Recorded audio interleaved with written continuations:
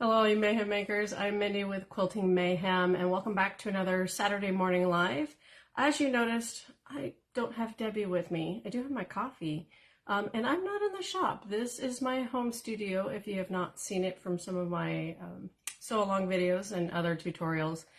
I have a family member that is sick, so unfortunately I need to be home and not at the shop today. So a little disappointed, but I didn't want to cancel this live because I still think it's important information to share with everybody, and I'm just going to apologize ahead of time should my dogs go crazy. Sometimes they're a little nuts, and that's what we get working in my home studio. But we want to talk about cutting tools and rulers because there's so much. This is a huge, broad topic, and keep in mind, it all depends what fabric you're working with, what project you're doing. Like, is it quilting? Is it bag making?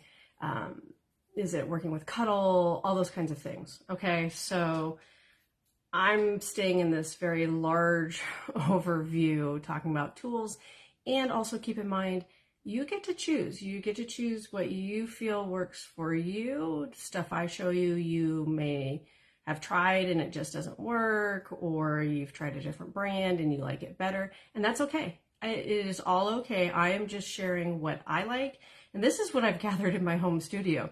I felt very fortunate that I had more tools than I thought just here, so all the prep work I did at the shop, unfortunately, I didn't get to use.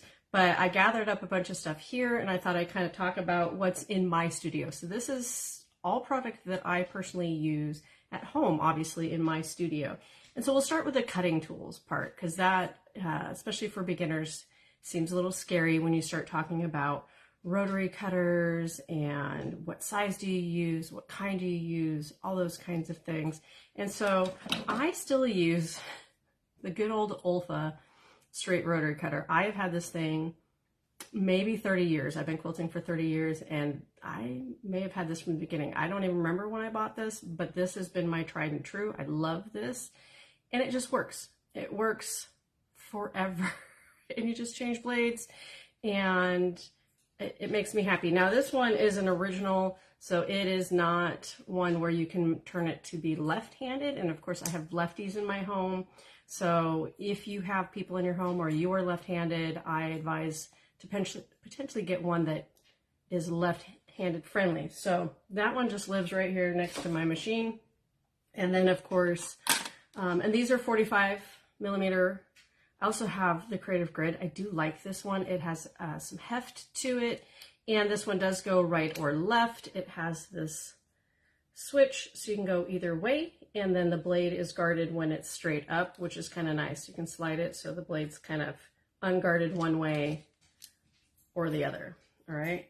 Of course, itchy nose allergy season is still strong for me, and Jasper's, pacing, so you're welcome. So I do love this one. This one sits at my cutting station. Hi, buddy. You wanted to say good morning. And then of course you can get into different sizes, and this is an ergonomic one. I like this has a lock on it, and then you can release it or you can lock it. So if you have children, grandbabies like me, they can't accidentally open it and start cutting things. This does also have a 45 millimeter option. This is the 60. So I like this one when I'm cutting through several layers, like 4, 5, 6 layers of fabric. That's when I get this one out. I love this guy. And then of course you can get down into tiny. So 28 millimeter. I love this one when I'm doing kind of freehand cutting, small paper piecing, cutting fabrics around my English paper piecing, because I just need small bits and getting into small places. Garment cutting. I use this for when I'm cutting out garment patterns because it's easier to manipulate with that smaller blade. So 28 millimeter is still also one that I use fairly often. So just in rotary cutters, that's 4, and I'm sure I have more floating around that I use fairly regularly. It's nice to have some variety, and sometimes I know people have one in kind of a go classroom retreat bag, and then one in your sewing room, or like me, where I have one on my cutting table, one here by my machine, because I do have a cutting mat here, all that kind of stuff. So it's nice to have multiples. And then of course, you know, I started to think of like cutting tools. What is necessarily considered a cutting tool? Because not just rotary cutters cut, but we also have like little X-Acto knives, and I use this for when I cut cuddle.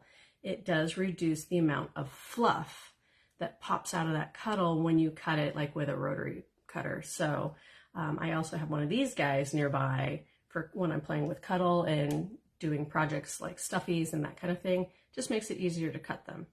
And then of course you get into things like snips that you're using for cutting for threads. I have two different kinds. I like the squeezy one, but I also have little guys. They both work. They're just little snips, cutting threads, little dog ears, that kind of stuff. These live also right by my sewing station. I love that I just have a little holster that all my common stuff just sits right there. And then of course, regular scissors. Now most fabrics, I use rotary cutters. Like I don't hand cut when I'm trying to make half square triangles, those kinds of things. But when you're trying to cut off, once again, dog ears or trim a little extra off, or snip anything that's just in your way, just good basic scissors. These ones are pretty. I'm a sucker for pretty scissors. Some of you may be like me, where you're like, oh, I don't need more scissors, but these are pretty. It's a thing, I promise. And then of course you can get into like bigger shears. These ones are more for garment. They have that nice flat edge and a bent handle. So as you're trying to cut out garment pieces, the blade can stay flat, but your hand is not like rubbing against the fabric that you're trying to cut. So I love these. Of course, these are Tula Pink ones. You can tell by that rainbow oil slickness. They're just pretty and lovely and make me happy. And there's all kinds of cutting stuff. You know, all different types of specialty scissors. There's specialty scissors for machine embroidery. The list can go on. And unfortunately, because I'm not at the shop, I don't have all of that stuff. I keep my machine embroidery kind of at the store. So if you're ever at the shop and you have questions on different scissors, what they do, what's the benefit, or what would work best for a project, please make sure you ask, because we will gladly give you that education of like, oh yeah, you might want some curved ones or some duckbill, or what is a duckbill scissor? We will show you, let you know, because they're cool and they have a purpose and they work really well. Like I said, especially for like machine embroidery, they have their own kind of land of specialty scissors, and they are worth it for machine embroidery for sure. Then rulers. This isn't even all the rulers, but as like a quilter, you do usually end up with a decent arsenal of rulers, and it's important to have a good variety of sizes because you're gonna have different projects, different lengths of fabrics, different things you're doing. The two that I always talk about that live by my sewing machine the most, 4.5 square, 4.5 by 8.5. These are creative grids. I love these. If you followed any of my stuff, you've heard me talk about it. So favorite parts about this. So they have a 1/4 inch marking here. So if you're trying to like trim half square triangles, you can just lay it right on that seam line. This will give you a 1/4 inch seam allowance. There's also a 1/2 inch marking here on this side. And if you notice, we have our even numbers across this way. And then if you rotate it, you have in the 1/2 inches. So if you're cutting even or like 1.5, 2.5, 3.5, I love that it gives that option. Quick and easy. I just have to flip the ruler around. I'm not trying to figure out where 1.5 is between these two lines. I like it to be as simple as possible. So these ones live by my machine because this is the sizes I work in the most. Most of my quilt blocks, all the pieces, usually about that 4.5 range. And then of course, as you get bigger, you'll want some bigger sizes. So I also generally have like a 6.5 lives in my sewing room. And I also have a 9.5. I don't think I grabbed that one. So 6.5 and 9.5 are my other two most popular. But whatever sizes you work in, like if you do a lot of 8.5 inch squares, get yourself in an 8.5 so you can measure and make sure your blocks are straight. It is important that you have the rulers to make sure that your blocks are accurate so that your quilt in the end turns out accurate. So it is important. As far as like cutting strips, I then have, there's so many, 6.5 by 12.5. I'm like, this was the first kind of standard size that I started with quilting, between the 6.5 and 12.5, and then of course 6.5 by 24.5, and I'll show you the 24.5 in a minute. And then Creative Grids got into 8.5. So this guy, it seems big, but if, once again, you do a lot of 8.5-inch squares, this is kind of nice because you can trim your 8.5-inch square or a strip 8.5 and not have to start like scooting or measuring on your mat, because these are just very common quilty sizes. So I do have both. Do I need it? No. I would say just pick a size if you're starting out and investing. Just pick what you think you might work in the most. I always lean 8.5 because you can go smaller. 6.5, you know, it's harder to go bigger. You then have to start using your mat. And then of course I always, and if you come to the shop, you see these.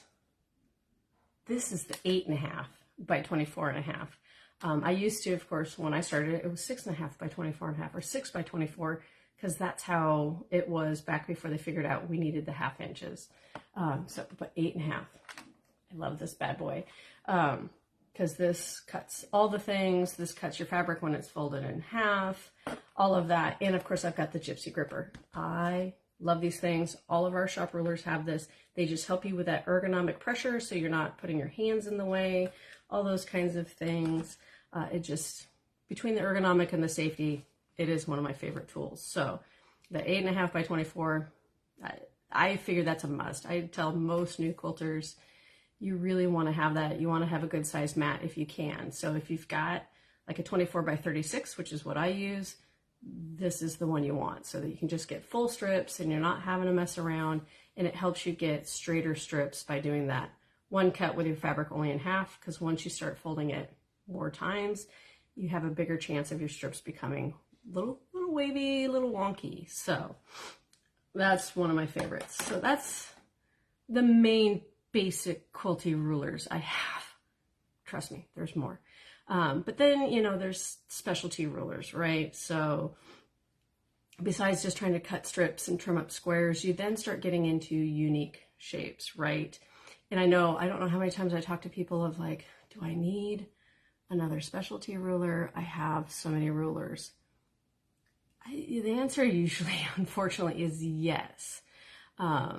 You want to make sure that you're trying to work with the ruler that goes with the pattern that you're doing when you start talking like triangles and curves and those kinds of things.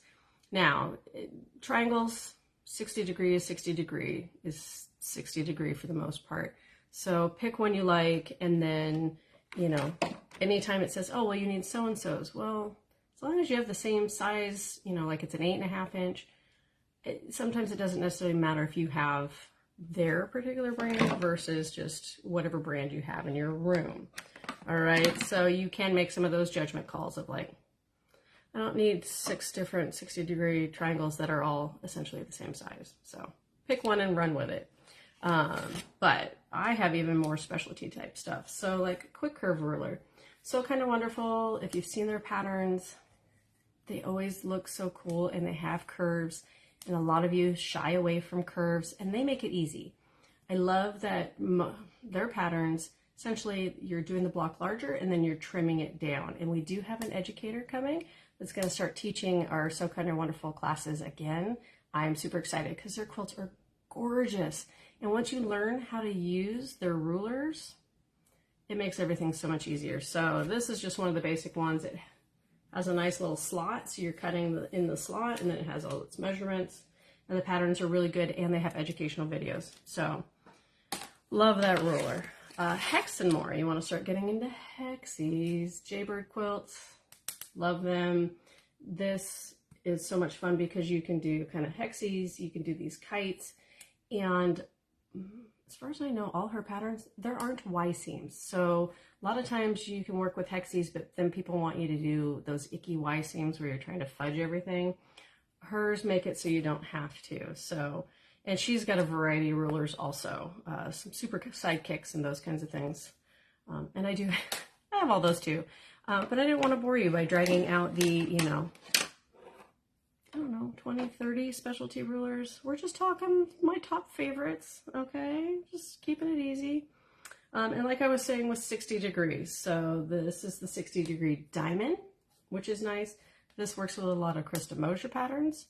And once again, her patterns are written so that you don't have Y seams. Once again, she will show you how to use this ruler to not only make the diamond, but then to make the pieces that will then turn these into rectangles, those kinds of things. So this is a great 60-degree tool because you can just do 60-degree triangles, but you can also do some of her other unique shapes. So she's got a lot of fun patterns. Love her, and she's local. We love supporting local. If you want to get into rectangles, Creative Grids has what's called the perfect rectangle. I did one of my temperature quilt sew-alongs, and it was all rectangles, and this made it so much easier because you run into a problem of kind of lopping off the corners if you're using regular squares, because you have to make different adjustments for those funky rectangular corners. So I do love that tool. And then of course, I also have the simple folded corners. So I have it in, this was the normal size. I'm trying not to get the glare of the other light. What's nice with this is, you know, as you can tell, it was a square shape and then a chunk taken out. And I'll show you using the minis because they also have a mini version. I do a lot of Elizabeth Hartman patterns with this, where if you're trying to do maybe 2 rectangles and sew them together where you're drawing a line, sewing it, and then trimming off that excess, this you can use it to essentially act as drawing your line and doing the excess because of how it marks it in this corner. So it will help you kind of take that chunk off. Once again, good support for these ones. I use them a lot for Elizabeth Hartman. And then of course, Studio 180, if you check out our class list, we do a lot of Tucker trimmer type classes. And we have one of their educators that comes and teaches for us also. But the 2 basics of theirs that I absolutely love is the Tucker trimmer. So this really helps you make those quarter square triangles, which are one of my favorites because they always look so complicated, but they're not. And so it helps you do that. And then the wing clipper, flying geese. So many people struggle with flying geese. Get the wing clipper. This makes it so much easier because it will help you trim your geese no matter which way you go. And that's what I love about this ruler is that you can trim it with it facing one way, and then you can flip the ruler trace and trim it the other way and still keep that 1/4 inch so you don't lose the points of those geese. I know that's the biggest frustration with a lot of you. You're like, all my points are gone. Yeah, get the wing clipper. It's helpful. And then of course, because garments are a thing, I'm not forgetting you garment people. Sew to Grow multi-fashion tool. Every time I do garments, I love this. It's kind of a mini French curve along with, you've got your angles for corners. You've got different markings for trying to do notches, those kinds of things, trying to mark for buttonholes. I love this. And another person who does amazing tutorials to show you how to do everything. I just love it. I have learned more from her on how to adjust her garment patterns to fit me because I'm a little more of a curvy girl. And that's why you need kind of that curve, as she shows you how to sometimes move those curves outward more, give you a little more room. So I like this, and that way it's not, because the French curve is like huge too, and I don't have room to store that. So this is a nice one to have because this just sits in my table. I know people ask about storage for rulers. I thankfully have kind of a sewing table that has drawers is where I keep the specialty rulers, and then maybe I can pivot you guys. Here you go. Can you see? Wait, here. This is my rulers. Ignore the dining room in the back. And that is just a piece of wood that's got slots in it, and we sell them. They're called ruler racks, and so they just sit in a ruler rack. And that's my normal ones, the ones I use for cutting all the time. That was a Creative Grids stripology ruler that you saw in the background, which I love for cutting strips. Like I said, there's so many options. Here, we'll grab that. Why not?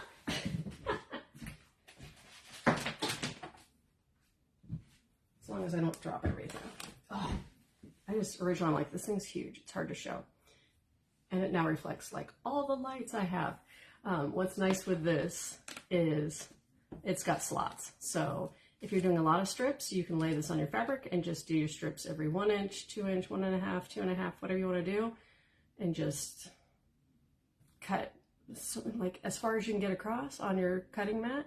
So you can get 5, 6, 8 strips and all at once, and you're not moving that fabric. So you have less chance of error with the stripology. I love this. If you want to learn more about this, I do have tutorials on the YouTube channel. So go to Quilting Mayhem YouTube and you'll see me teaching you how to use this, because it is magical also. And good morning, Curtis. I'm glad you like seeing my sewing space. It's still not put back together because I just was allowed, it was released back to me yesterday. So I just kind of threw some stuff back into somewhat normal position so it looked like a real space. So these are all marked. No. Oh, I love this. Yeah, that is a good question. So no, they are all marked. So they will tell you. So there's a marking at 1/2 inch, 1 inch, and so it's every 1/2 and 1 inch increment for this one. They have different ones also. So there are options for if you're trying to cut 8s.